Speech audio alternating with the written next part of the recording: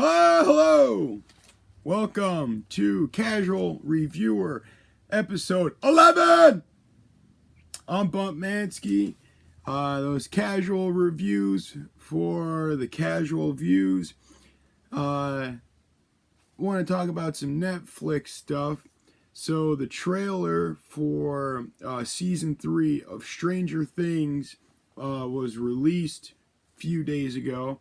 And I'm very excited for season 3. I know I said that a few episodes ago, but still excited for it.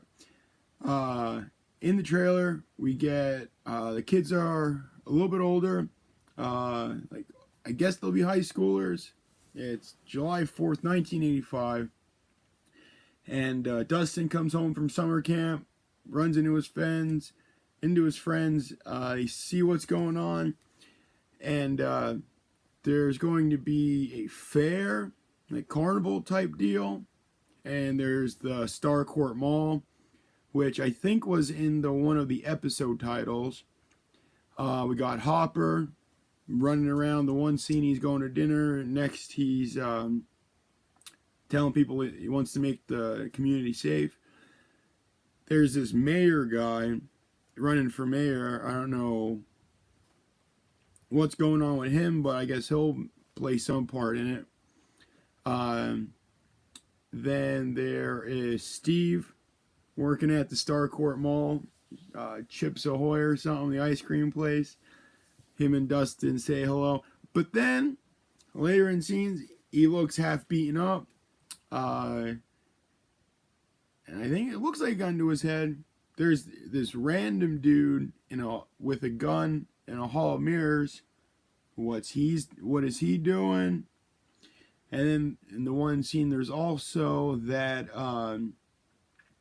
reporter conspiracy dude that Nancy and Jonathan Byers go to see, and they tell them the full story. They figure out the story they'll tell with Barbara's death. And I see him. There's also, it seems like something's gonna happen. All speculation. It seems like people are gonna be at the mall doing their separate things, but something's gonna be building up. Something's gonna happen, and then the camera turns, and there's just the ensemble cast, with like 11, and then Nancy, Jonathan, Steve, all the other kids. I don't know if Will was there. And then someone's taking a shower. It looks like they're bit on their arm. I don't know what that means. Are people going to get infected? Did someone weaponize the Upside Down? Who knows? But it's going to be exciting. Only a few more months away. Can't wait for it. So I'm excited. Can't wait. And so far, there was good music. I forgot what the first song was, but Bob O'Reilly was on there. So that's the first Netflix thing. Very excited for it. And then a few other things I watched on Netflix. I'll go with some series. Afterlife with Ricky Gervais. It's short, 6 episodes, about half hour each. They're living in England. Ricky Gervais's wife dies, and then he is moving on. It's like the process of him moving on. It's funny. It's, I don't want to say mellow, melancholy. It's dealing with sadness and happiness and what is life, and you have a purpose in life, and then that purpose disappears, and then you have to find another purpose. But one thing, go check it out. I enjoyed it. It was worth the laughs. It was worth the time I spent on it. Because when it was over, I'm like, oh, it's over already? I guess, yeah, sure, it makes sense. But watching it, I thought, this would be different if he had kids. He'd care for them and he wouldn't be so sad. I don't know, but it's funny. Check it out. Good cast of characters that he riffs with. That makes it funny. Okay, so the next series, I would rate it 3 out of 5. 3 out of 5 British people. 3 British people out of 5 British people. The next series I watched was Love, Death, and Robots. I enjoyed this. This was really cool. So it's, I'm going to say like about around 15 short series. No, short episodes ranging anywhere from 6 minutes was I believe the shortest one, about 25 minutes around there, maybe like 20-ish minutes, and all different topics, different variety of animation. Some were their typical animation. Some of them were like top video game console cutscenes. Like, wow, like they just used real actors and then did something over them, digitalized them or whatever. But okay, so like the first like 1 or 2, maybe 2 or 3 episodes in the series, it took me a second to like figure out the gist of it and what was going on, and after that it really catches stride. They're not related. Any of the episodes, they're not related, so it's each time you go into it, it's something new and different stories. So great storytelling, great animation, and great various characters. Now, some of the stories I feel like could actually, that could be a movie.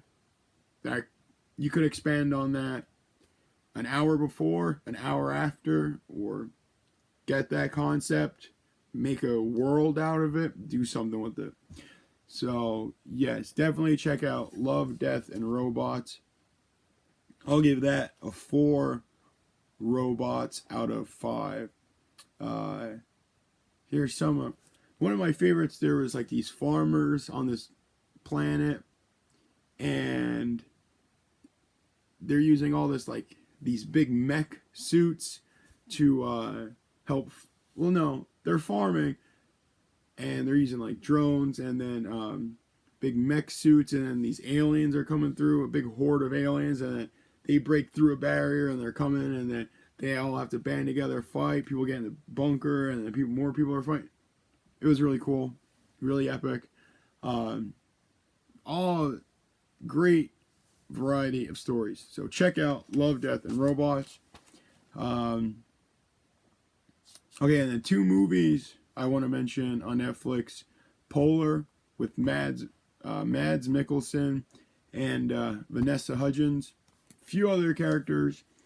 An assassin retires, but then the company he worked for, they kill everyone. They're going to kill everyone that retires so they don't have to spend money on their pension. They can save that money. And then it just talks about Mads Mikkelsen going through that. And then Vanessa Hudgens comes in. She's like a friendly neighbor. She gets in danger because she's too close to Mads Mikkelsen. And then something happens. He saves her. And then a twist. So you got to pay attention to the very end, because a twist happens, and then they reconcile that, and then you figure out, that's why some scenes were like that, and that makes sense, like his nightmares and this, that, the third. So, Mads Mikkelsen, he's doing great stuff. Since probably before Rogue One, I can't remember anything, but since him and Ben Mendelsohn, great actors doing great stuff. So go check that. I'll give that 3.5 Hitman out of 5 Hitman. And then another movie I'll mention quick is Await Further Instructions. It is a British film. This is like your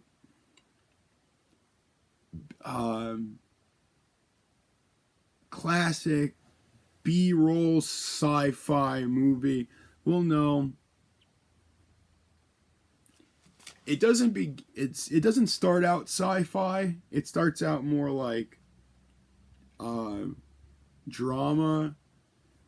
A kid and his girlfriend go back to his parents' house for Christmas Eve dinner, and then they get there, and that's where like the drama is, and fight, not physical fight, but arguments break out, and then they decide, hey, let's just leave, and then they go to leave and they can't, and that's when the sci-fi stuff happens. But that's only like first like 20 minutes, half hour, and then woo, and that's a crazy story. I don't really want to ruin it, but yeah, I would say check out Await Further Instructions.